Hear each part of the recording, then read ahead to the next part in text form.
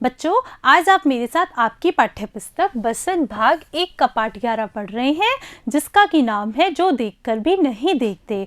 बच्चों, यह एक निबंध है और इस निबंध की लेखिका है हेलेन केलर जी। बच्चों, आप मेरे साथ यह निबंध पिछले भाग में पढ़ चुके हैं तथा लेखिका के बारे में भी जान चुके हैं। बच्चों, पाठ के इस भाग में आज हम पाठ पर आधारित अभ्यास प्रश्न हल करने वाले हैं, जो कि पाठ पर ही आधारित है। तो बच्चों, आइए देखते हैं क्या है आपका पहला प्रश्न। यह पहला प्रश्न निबंध से लिया गया है। देखिए, जिन लोगों के पास आंखें हैं वे सचमुच बहुत कम देखते हैं। हेलेन केलर को ऐसा क्यों लगता था? बच्चों, हेलेन केलर यह सोचती थी कि जिन लोगों के पास आंखें हैं वो बहुत कम देख पाते हैं। ऐसा उन्हें क्यों लगता था? क्योंकि जब उनकी एक बार मित्र जंगल की सैर करने के लिए जाती है, तब वह अपने मित्र से पूछती है कि आपने जंगल में क्या देखा? तो वो क्या उत्तर देती हैं? कुछ खास नहीं। उसकी यह बात सुनकर और उस जैसे लोगों से जब वो इस तरह का प्रश्न पूछती हैं और इस तरह के उत्तर मिलते हैं, तब उन्हें यही बात लगती है। इसका उत्तर हम ऐसे दे सकते हैं, हेलेन केलर ने ऐसा इसलिए कहा क्योंकि जो लोग किसी चीज़ को निरंतर देखने के आदी हो जाते हैं वे उसकी तरफ अधिक ध्यान नहीं देते। उनके मन में उस वस्तु के प्रति कोई जिज्ञासा नहीं रहती। ईश्वर की दी हुई देन का वह लाभ नहीं उठा सकते। बच्चों, यह सच ही बात है, क्योंकि जब लेखिका की मित्र जंगल देखने जाती है, जंगल में वह काफ़ी देर रुकती है और लेखिका जब उसे पूछती है कि तुमने जंगल में क्या देखा, तो वो क्या जवाब देती है? कुछ खास नहीं। चलते हैं आगे। देखिए, प्रकृति का जादू किसे कहा गया है? बच्चों, प्रकृति का जादू वह है जो प्रकृति के रूप में नित्य कुछ न कुछ परिवर्तन करता है। प्रकृति अपने रूप के आकर्षण से हमें अपने जादू की तरह आकर्षित करती है।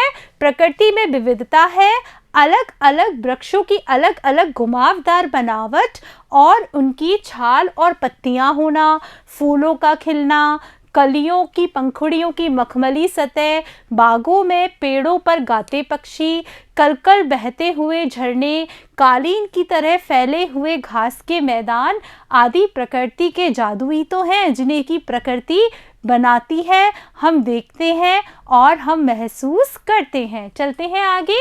कुछ खास तो नहीं। हेलेन की मित्र ने यह जवाब किस मौके पर दिया? यह सुनकर हेलेन को आश्चर्य क्यों नहीं हुआ?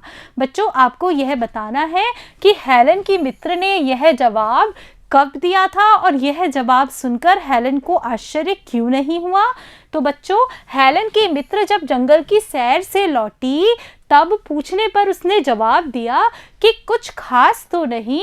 उसके जवाब को सुनकर हेलेन को आश्चर्य इसलिए नहीं हुआ क्योंकि वह इस तरह के उत्तरों को सुनने की आदी हो चुकी थी। यानी कि वो समझ चुकी थी कि जिन लोगों को भगवान देखने की शक्ति देता है वह उसका पूरा उपयोग नहीं करते। उनके मन में चीज़ों के प्रति जिज्ञासा नहीं रहती है। चलते हैं आगे। हेलेन केलर प्रकृति की किन चीज़ों को छूकर और सुनकर पहचान लेती थी? पाठ के आधार पर इसका उत्तर लिखो। देखिए, हेलेन केलर भोजपत्र की चिकनी छाल, चीड़ की खुरदरी छाल, कलियों और फूलों की पंखुड़ियों की मखमली सतह को छूकर और पक्षियों के गीतों को सुनकर पहचान लेती थी, क्योंकि विशेष प्रकार का कंपन उन्हें डालियों से महसूस होता था, जिससे कि वो समझ जाती थी कि ये पक्षी गा रहे हैं। चलते हैं आगे। जबकि इस नियामत से जिंदगी को खुशियों के इंद्रधनुषी रंगों से हरा भरा किया जा सकता है, तुम्हारी नज़र में इसका क्या अर्थ हो सकता है? बच्चों, इसका उत्तर होगा, इस वाक्य का अर्थ है दृष्टि यानी देखने योग्य आँखें ईश्वर की देन है।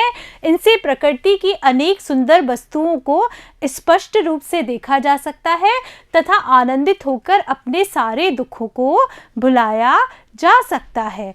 चलते हैं आगे, जो कि निबंध से आगे के प्रश्न है। देखते हैं क्या है। कान से न सुन पाने पर आसपास की दुनिया कैसी लगती होगी? इस पर टिप्पणी लिखो और कक्षा में पढ़कर सुनाओ। बच्चों, अगर आप लोग अपने कान एक दिन के लिए बंद कर दें तो आपको यह दुनिया कैसी लगेगी? हाँ बच्चों, आप उन लोगों के बारे में सोचिए जिनके पास श्रवण शक्ति नहीं होती, यानी कि जो सुन नहीं सकते, उनकी दुनिया उनको कैसी लगती होगी। देखिए, कान से नहीं सुन पाने पर दुनिया बड़ी विचित्र लगती है। आंखें तो देख तो सब कुछ लेती हैं, पर जब उन क्रियाकलापों की आवाज़ सुन नहीं पाते हैं तो ऐसा लगता है कि हम बंद कानों से कोई मूक फिल्म देख रहे हो। मूक फिल्म जिसमें कि आवाज़ ना होती हो। ना सुन पाने के कारण व्यक्ति दूसरों से अपने विचारों का आदान प्रदान सही रूप में नहीं कर पाता है। चलते हैं आगे। तुम्हें किसी ऐसे व्यक्ति से मिलने का मौका मिले जिसे दिखाई न देता हो, तुम उससे सुनकर, सूंघकर, चखकर, छूकर अनुभव की जाने वाली चीज़ों के संसार के विषय में क्या क्या प्रश्न कर सकते हो? बच्चों, अगर आपको किसी ऐसे व्यक्ति से मिलने का मौका मिले जो देख नहीं सकता, तो आप उनसे सूंघकर, सुनकर, चखकर और छूकर अनुभव की जाने वाली चीज़ों के बारे में क्या क्या प्रश्न पूछ सकते हो? देखिए, किसी भी ध्वनि को सुनकर वे कैसा अनुमान लगाते हैं कि ये ध्वनि किसकी है? किसी भी चीज़ को छककर वे क्या है और कैसा अनुभव करते हैं? क्या आप पक्षी की आवाज़ को सुनकर उसका नाम बता सकते हैं? यह कैसे संभव हो पाता है? क्या आप सूंघकर बता सकते हैं कि यह कौन सा फूल है? सूंघकर अच्छी बुरी चीज़ का अंदाज़ा किस हद तक लगा पाते हैं? बच्चों, हम ये सारे प्रश्न पूछ सकते हैं। चलते हैं आगे। हम अपनी पांचों इंद्रियों में से आँखों का इस्तेमाल सबसे ज़्यादा करते हैं।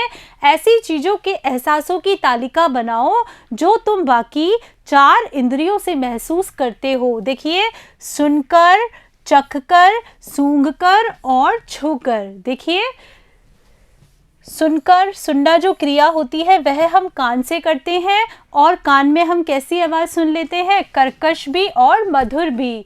फिर चखना हम जीभ के द्वारा करते हैं और इससे हमें स्वाद का पता लगता है। स्वाद खट्टा, मीठा, तीखा, कसैला होता है।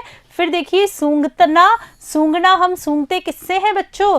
नाक से सूंघते हैं, और नाक से हम क्या सूंघते हैं? गंध सूंघते हैं, जो कि सुगंध या दुर्गंध हो सकती है।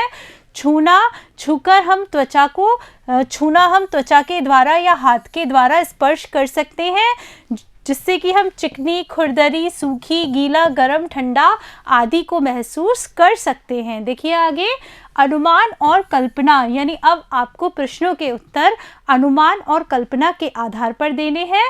इस तस्वीर में तुम्हारी पहली नज़र कहाँ जाती है? यानी बच्चों, ये जो आपको तस्वीर दिखाई दे रही है, इस तस्वीर को आप ध्यान से देखिए और आपकी पहली नज़र कहाँ जाएगी?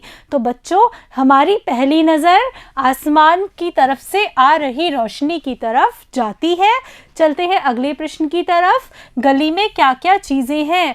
बच्चों, आप इस चित्र को गौर करके देखिए और देखिए कि इसमें आपको क्या क्या चीज़ें दिखाई दे रही है।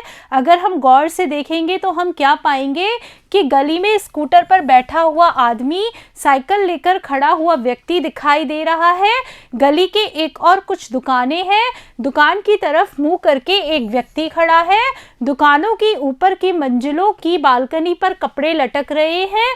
गली की दूसरी और कुछ साइकिलें और मोटरसाइकिल खड़ी है और एक ऑटो रिक्शा भी खड़ा है।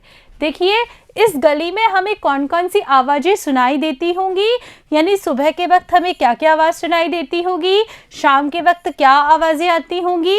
दोपहर के वक्त क्या आवाज़ें आती होंगी? और रात के वक्त क्या आवाज़ें आती होंगी? देखिए, सुबह के वक्त आती हैं गली में साइकिल की घंटियों की, मंदिरों के लाउड स्पीकर की, और स्कूटर और ऑटो रिक्शा, दूध वाले तथा फेरी वालों की ध्वनियाँ सुनाई देती होंगी। और दोपहर के वक्त फेरी वालों, ठेले वालों और कबाड़ी वालों तथा स्कूल से वापस आते बच्चों की आवाज़ आती होगी। शाम के वक्त साइकिल की घंटियों, वाहनों का शोर, रेडियो पर बजते गानों, बच्चों के खेलने की आवाज़ें और लोगों के बातचीत करने की आवाज़ भी आती होगी।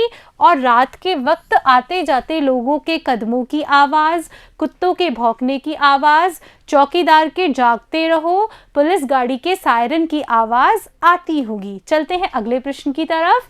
अलग अलग समय में ये गली कैसे बदलती होगी?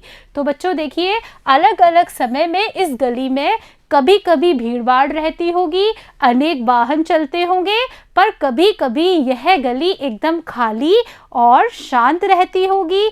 ऐसा कब होता होगा? रात के समय गली एकदम खाली और शांत रहती होगी। देखिए, ये तारे गली को कहाँ कहाँ से जोड़ती होंगी। बच्चों, आपको चित्र में गली में तार दिखाई दे रहे थे, उन तारों के बारे में आपको बताना है कि ये तारे गली को कहाँ कहाँ से जोड़ती होंगी। देखिए, ये तारे गली को बिजली के खंभों से गलियों की सड़क से तक सब घरों में जोड़ती होंगी। देखिए आगे, साइकिल वाला कहाँ से आकर कहाँ जा रहा होगा? बच्चों, इस चित्र में आपको एक साइकिल वाला दिखाई दे रहा होगा। उसके बारे में यह प्रश्न है कि यह साइकिल वाला कहाँ से तो आया होगा और कहाँ जा रहा होगा। तो बच्चों, साइकिल वाला घर से आकर कार्यालय जा रहा होगा। चलते हैं अगले प्रश्न की तरफ। अगला प्रश्न भाषा की बात से है। पाठ में स्पर्श से संबंधित कई शब्द आए हैं, नीचे ऐसे कुछ और शब्द दिए गए हैं, बताओ कि किन चीज़ों का स्पर्श ऐसा होता है। यानी आपके सामने ये शब्द हैं, आपको बताना है कि किन चीज़ों का जो स्पर्श है वह ऐसा होता है। चिकनी कौन कौन सी चीज़ें होती हैं, मुलायम कौन सी थी, सख्त कौन सी थी, चिपचिपी, खुरदरी और भुरभुरी कौन सी थी। तो देखिए, चिकना तो था भोजपत्र, चिपचिपी होती है गोंद, मुलायम पंखुड़ी, खुरदरा पेड़ का तना, सख्त चट्टान और भुरभुरा आटा होता है। चलते हैं अगले प्रश्न की तरफ। अगला देखिए, अगर मुझे इन चीज़ों को छूने भर से इतनी खुशी मिलती तो उनकी सुंदरता को देखकर तो मेरा मन मुग्ध ही हो जाएगा। ऊपर रेखांकित संख्याएं क्रमशः किसी भाव, किसी विशेषता के बारे में बता रही हैं। ऐसी संज्ञाएं भाववाचक संज्ञाएं कहलाती हैं। बच्चों, संज्ञा मैं आपको पहले भी पढ़ा चुकी हूँ। अगर आपको संज्ञा से संबंधित कोई परेशानी हो तो पूर्व में पढ़ाए हुए संज्ञा प्रकरण को आप देखिए। बच्चों, संज्ञा हम किसे कहते हैं? किसी व्यक्ति, वस्तु, स्थान अथवा भाव के नाम को हम संज्ञा कहते हैं। संज्ञाएं तीन प्रकार की होती हैं, व्यक्तिवाचक संज्ञा, जातिवाचक संज्ञा और भाववाचक संज्ञा। यहाँ पर बात भाववाचक संज्ञा की हो रही है और इस भाववाचक संज्ञा में किसी भाव और किसी की विशेषता के बारे में बताया जा रहा है। तो यहाँ पर खुशी भाव है, सुंदरता किसी की विशेषता के बारे में बताया जा रहा है। अतः यहाँ पर भाववाचक संज्ञाएं हैं। गुण और भाव के अलावा भाववाचक संज्ञाओं का संबंध किसी एक दशा और किसी कार्य से भी होता है। भाववाचक संज्ञा की पहचान यह है कि इससे जुड़े शब्दों को हम सिर्फ महसूस कर सकते हैं, देख या छू नहीं सकते। हाँ बच्चों, यह एकदम सही बात है। भाववाचक संज्ञा की विशेषता ही ऐसी है कि इसके भाव आप सिर्फ महसूस कर सकते हैं, देख नहीं सकते, छू नहीं सकते। देखिए, इनमें से कुछ शब्द संज्ञा हैं, कुछ क्रिया से बने हैं, उन्हें भी पहचान कर लिखो। यानी आपके सामने ये शब्द हैं, इन शब्दों में से कुछ शब्द तो क्रिया से बने हैं और कुछ संज्ञा से मिलकर बने हैं, तो आपको इन्हें अलग अलग करना है। तो आइए देखिए, अलग अलग करते हैं। पहला शब्द है मिठास, जो कि भाववाचक संज्ञा का उदाहरण है। इसका जो मूल शब्द है वह है मीठा और यह क्या है? यह संज्ञा शब्द से मिलकर बना है। फिर देखिए बुढ़ापा, बुढ़ापा का मूल शब्द है बूढ़ा और यह संज्ञा शब्द से मिलकर बना है। ताजगी, ताजगी में मूल शब्द है ताज़ा, जो भी संज्ञा है। फिर देखिए भूख, भूख शब्द भूखा से बना है, जो भी एक संज्ञा है। घबराहट, घबराना शब्द से बना है, जो कि एक क्रिया है। क्रोध, क्रोध क्रोधी से बना है, जिसमें जो कि एक विशेषण है। देखिए शांति, शांति शांत से बना है, जो कि एक विशेषण है। बहाव, बहाव का मूल शब्द बहना है जो कि एक क्रिया है। मजदूरी, मजदूरी मजदूर से बना है जो कि एक संज्ञा है। भोलापन, भोलापन एक संज्ञा है। भोलापन भोला से बना है और यह एक विशेषण है। फुर्ती से फुर्तीला बना है और जो कि एक विशेषण है। एहसास, एहसास से ही बना है जो कि एक विशेषण है। चलते हैं अगले प्रश्न की तरफ। मैं अब इस तरह के उत्तरों की आदी हो चुकी हूँ। उस बगीचे में आम, अमलतास, सेमल आदि तरह तरह के पेड़ थे। बच्चों देखिए, यहाँ पर आदि है और यहाँ पर आदि है। तो जो पहला वाला आदि है इसका अर्थ होता है अभ्यस्त होना, और जो ये दूसरा वाला आदि है उसका मतलब बहुत सारे उदाहरण देने के बाद में हम लगाते हैं वह है। ऊपर दिए गए दोनों वाक्यों में रेखांकित शब्द एक जैसे लगते हैं, मिलते जुलते हैं, पर उनके अर्थ भिन्न हैं। नीचे ऐसे कुछ और शब्द स्पष्ट रूप से दिए गए हैं और वाक्य बनाकर उनका अर्थ स्पष्ट करिए। तो आपके सामने शब्द है अवधि, अवधि। बच्चों ये अवधि ये वाली है, ये गलत है। अवधि, ठीक है। मैं, मेल, मैल, और दिन, दिन, शील, शील। चलते हैं, देखिए पहला अवधि, यह प्रश्न पत्र पूरा करने की अवधि 3 घंटे है। अवधि का देखिए अवध क्षेत्र में बोले जाने वाली भाषा अवधि होती है। मैं का देखिए वाक्य, सुमन से मेरी मुलाकात बगीचे में हुई थी। मैं जा रहा हूँ। फिर देखिए मेल का, मित्रों से आपस में मेल से रहना चाहिए, यानी मिलजुल कर रहना चाहिए। मैल, मैल का है, कपड़ों पर मैल जमा हुआ है। और यह रास्ता मेरे घर की ओर जाता है, यानी घर की तरफ जाता है। और राम और श्याम भाई है, यानी राम और श्याम भाई हैं, 2 भाई हैं। दिन, दीन का होगा, आज का दिन बहुत अच्छा है। दीन, हमें दीन दुखियों की मदद करनी चाहिए। सिल, माँ सिल पर मसाला पीस रही है। शील, शील स्वभाव के लोग सबको अच्छे लगते हैं। बच्चों आज आपने मेरे साथ आपकी पाठ्यपुस्तक बसंत भाग 1 का पाठ 11 जो देखकर भी नहीं देखते वह पढ़ा और इस पाठ के अभ्यास प्रश्न हल किए। बच्चों मुझे पूरा विश्वास है कि आपको इन सारे प्रश्नों के उत्तर बहुत ही अच्छे तरीके से समझ में आ गए होंगे। धन्यवाद बच्चों।